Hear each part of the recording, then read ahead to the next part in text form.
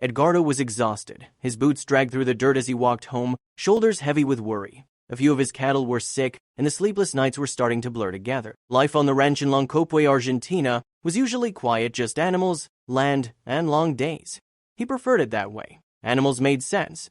People didn't always. That morning began like any other, until it didn't. A strange sound pulled him from his thoughts. Edgardo opened the front door cautiously and stepped onto the porch. Wild animals passed through from time to time, foxes, stray dogs, the occasional bird, but this sound was different. Softer, almost desperate. He waited.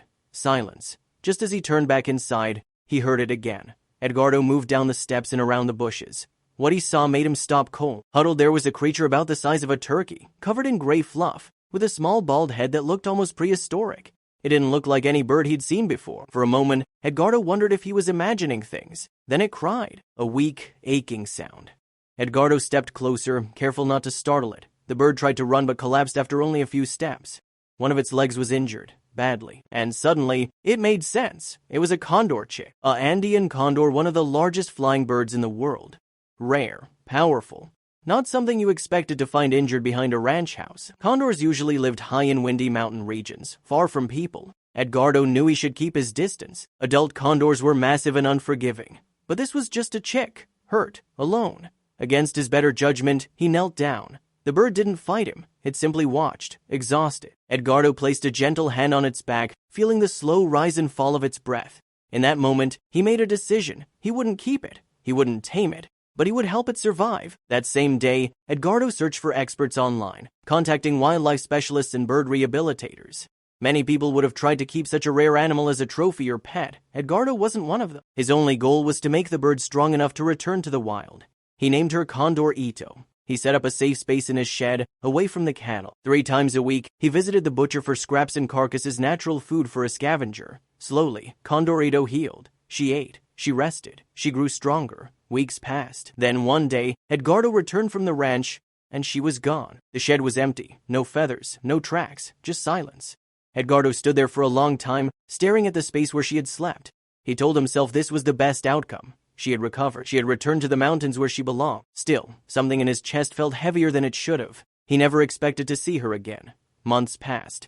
Life on the ranch returned to its familiar rhythm, long days, sick cattle, endless work. Edgardo told himself he'd done the right thing. Condor Ito was free. That was always the goal. Then one afternoon, after a brutal night spent caring for cows with pneumonia, Edgardo decided to walk home instead of riding. The sun burned overhead, but the heat kept him awake. Suddenly, a shadow swallowed the ground. His friend screamed. Edgardo looked up.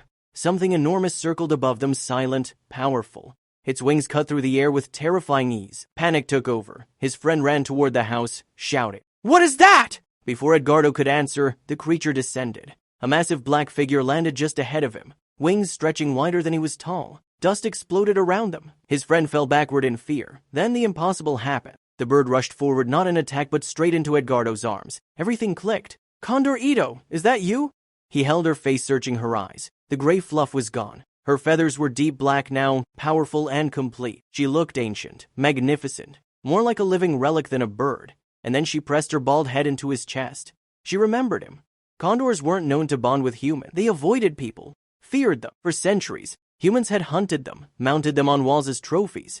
Yet here she was returning not for food alone, but for recognition. She was hungry, of course. She had flown down from the mountain. His friend brought raw steak from the house, hands shaking, but even after eating, she stayed. Later, Edgardo found her resting beside the cattle barn, nudging him gently for a scratch, wings glowing under the sun. His friend watched from a distance, still afraid. Edgardo wasn't. He knew she hadn't come to stay. She had come to say thank you. Edgardo shared Condor Ito's story online. Some praised him. Others accused him of taming a wild animal. He answered simply he had never tried to keep her. He had only helped her survive. Her return wasn't training. It wasn't obedience. It was memory. Condor Ito continued to visit from time to time, always leaving, always returning on her own terms. Edgardo knew one day she might come back with a family or not at all. Either way, he was grateful.